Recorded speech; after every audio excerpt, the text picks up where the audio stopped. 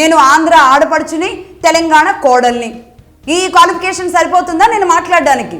పదే పదే నన్ను రెట్టించి కవ్వించి మాట్లాడుతున్నారు కదా, వాళ్ళకి ఈ క్వాలిఫికేషన్ సరిపోతుందా నేను ఈ రెండు ప్రాంతాల గురించి మాట్లాడడానికి? ఇంకా ఇంకా ఇంకా రెచ్చగొడుతూ ఇలాంటి గొడవలు సృష్టిస్తూ ఉన్నారు. నేను మొన్ననే చాలా గౌరవప్రదంగా చెప్పాను. నిజానికి ఏమని చెప్పాను? ఒక బిగ్ డిబేట్ నిర్వహిద్దాం, గంభీరంగా గౌరవంగా కూర్చొని మీ అందరి వాదనలు విందాం, మేధావుల్ని నేను కూడా తీసుకొస్తాను. ఇప్పుడు 12 ఏళ్ల తరువాత ఈ ఆంధ్ర తెలంగాణ ఏ విధంగా ముందుకు వెళ్ళాలి అనే దాని గురించి మాట్లాడదాం. విభజన హామీల్లో ఆంధ్రప్రదేశ్కి దక్కాల్సింది దక్కిందా లేదా దాని గురించి మాట్లాడదాం. 258 సంవత్సరాల క్రితం ఈ ప్రాంతాలు ఏ విధంగా ఉండేవో చెబుదాం. అన్ని జనరేషన్లు కూడా నేర్చుకుంటారు అని నేను చాలా చక్కగా వివరించడం జరిగింది.